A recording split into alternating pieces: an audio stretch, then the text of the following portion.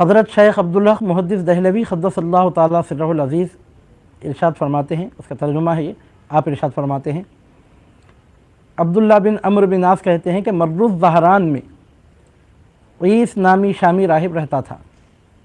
یہ روایت عبداللہ بن عمرو بن عاص سے ہے۔ وہ کہتے ہیں کہ مر الزہران میں ایک عیسائی راہب رہتا تھا جس کا نام عیس تھا، اور وہ ملک شام کا رہنے والا تھا، شامی تھا، سیرین تھا، ملک شام کا رہنے والا تھا۔ وہ کہنے لگا کہ اے مکے والو، تم میں ایک ایسا بچہ پیدا ہوگا جس کا دین تمام عرب قبول کرے گا اور وہ عجم کا مالک ہوگا۔ اس کی ولادت کا یہی زمانہ ہے، یعنی حضور نبی کریم صلی اللہ علیہ وسلم کی آمد مبارک کے جو تفصیلی احوال آسمانی کتابوں میں مرقوم تھے، اور علماء اہل کتاب ایک دوسرے سے جو تفصیلات بیان کرتے آ رہے تھے، اساتذہ سے شاگردوں کو، شاگردوں سے ان کے شاگردوں کو جو تفصیلات معلوم تھیں، اس کی بیس پر، اس کی بنیاد پر یہ عیسائی راہب حضرت عیس فرمایا کرتے تھے کہ ان کی ولادت کا اب یہی زمانہ ہے۔ وہ بچہ، وہ صاحبزادے جو تولد ہو کر اس طرح ظاہر ہوں گے کہ پورا عرب ان کا دین قبول کرے گا، وہ عجم کے مالک ہو جائیں گے، ان کی ولادت کا زمانہ اے اہل مکہ یہی معلوم ہوتا ہے۔ یعنی حضور پاک صلی اللہ علیہ وسلم کی ولادت مبارک کا زمانہ جب قریب تھا، نشانیوں سے ان کو معلوم تھا، تبھی تو قرآن مجید میں اللہ تعالیٰ ارشاد فرماتا ہے اعوذ باللہ من الشیطان الرجیم الذین آتیناہم الکتاب یعرفونہ کما یعرفون ابناءہم۔ اللہ رب العزت ارشاد فرماتا ہے کہ وہ جن کو ہم نے کتاب دی ہے وہ ہمارے نبی مصطفیٰ کو ایسا پہچانتے ہیں جیسے باپ اپنے بیٹوں کو پہچانتا ہے۔ الذین آتیناہم الکتاب، وہ کہ جن کو ہم نے کتاب دی ہے، یعرفونہ، وہ پہچانتے ہیں ان کو، کما یعرفون ابناءہم، جس طرح اپنے بیٹوں کو پہچانتے ہیں، یعنی باپ جس طرح اپنے بیٹے کو پہچانتا ہے یقین سے، اس طرح وہ حضور نبی کریم صلی اللہ علیہ وسلم کو پہچانتے تھے۔ تو یہاں سے اس بات کا پتہ چلتا ہے کہ سرکار پاک صلی اللہ علیہ وسلم کے زمانے مبارکہ کے بھی پورے ڈیٹیلز ان لوگوں کو معلوم تھے، ان حضرات کو اس سے واقفیت تھی۔ چنانچہ یہ حضرت عیس فرمایا کرتے کہ ان کی ولادت کا زمانہ یہی ہے۔ پس وہ راہب مکے میں جب کوئی بچہ پیدا ہوتا تو اس کا حال دریافت کرتا۔ اب ان کا انتظار کی شدت کا یہ حال تھا حضرت عیس کی کہ جب بھی کوئی بچہ مکے میں پیدا ہوتا تو ان کے بارے میں دریافت کرتے تفصیلات، ان کو امید ہوتی کہ شاید سرکار پاک صلی اللہ علیہ وسلم پیدا ہو گئے ہوں، آپ کی ولادت مبارک ہو گئی ہو، کیونکہ پوری نشانیاں ظاہر ہو رہی تھیں۔ جب بھی کوئی بچہ مکے میں پیدا ہوتا تو اس بچے کے بارے میں پورا انفارمیشن کلیکٹ کرتے، معلومات حاصل کرتے، اس امید میں کہ شاید سرکار پاک صلی اللہ علیہ وسلم کی آمد مبارک ہو چکی ہو۔ مکے میں جو بچہ پیدا ہوتا اس کے بارے میں معلومات حاصل کرتے، جو بچہ پیدا ہوتا اس کے بارے میں معلومات حاصل کرتے،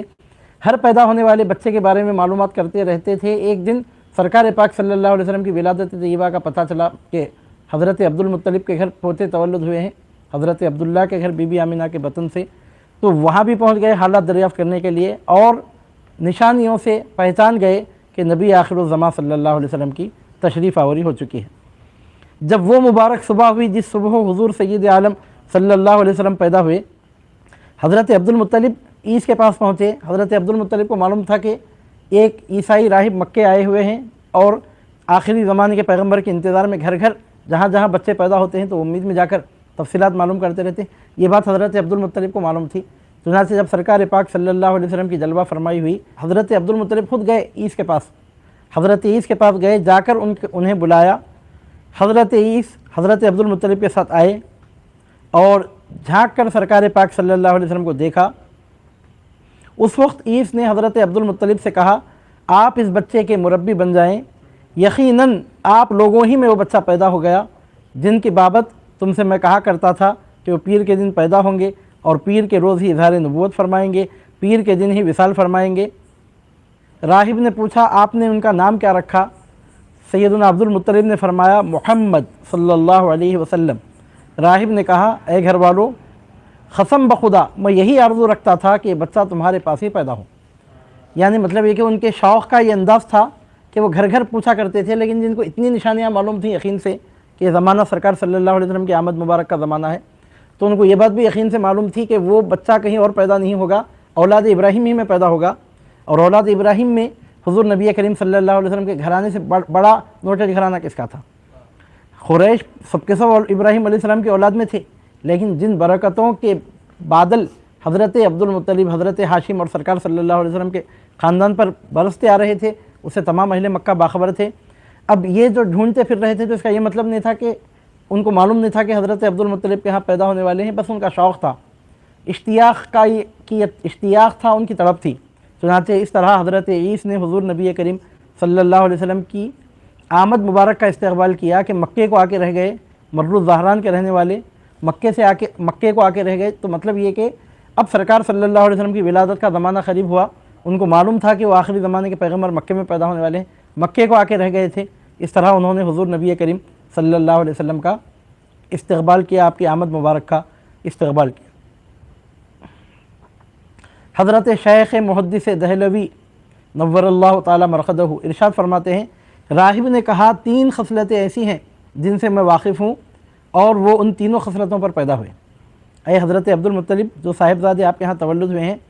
اب میرے علم کے مطابق جو معلومات ہیں میں آپ کو بتا رہا ہوں، میں ان کی 3 خصلتوں سے واقف ہوں، وہ میں آپ کو بتا رہا ہوں۔ آپ کے صاحبزادے جو جلوہ فرما ہوئے ان کی 3 خصلتیں مجھے معلوم ہے، آپ کو بتا رہا ہوں۔ پہلی خصلت یہ ہے کہ ان کا ستارہ کل کی رات طلوع ہو گیا۔ دوسری خصلت یہ ہے کہ وہ آج کے روز تولد فرمائے، پیر کے دن۔ تیسری خصلت یہ ہے کہ ان کا نام آپ نے محمد رکھا۔ یہ ان نشانیوں سے یہ بات ثابت ہوتی ہے کہ آپ کے گھر میں تشریف لانے والے آخری زمانے کے پیغمبر ہی ہیں۔ حضرت رسول اکرم صلی اللہ علیہ وسلم کو جب پہلی مرتبہ اس نے دیکھا تو حضرت عبد المطلب سے کہا تھا، یقیناً آپ میں وہ فرزند تولد ہو گئے ہیں جن کی بابت میں کہا کرتا تھا کہ وہ پیر کے دن پیدا ہوں گے، پیر کے روز اظہار نبوت فرمائیں گے، پیر کے دن ہی وصال فرمائیں گے۔ حضرت شیخ محدث دہلوی ارشاد فرماتے ہیں کہ اس روایت کو ابو جعفر ابن ابی شیبہ نے بیان کیا، ابو نعیم نے دلائل النبوہ میں اس سند کے ساتھ بیان کیا جس میں سند ضعیف ہے لیکن فضائل میں معتبر ہے۔ تو اس طرح حضرت عیسی نے حضور نبی کریم صلی اللہ علیہ وسلم کی آمد مبارک کا استقبال کیا۔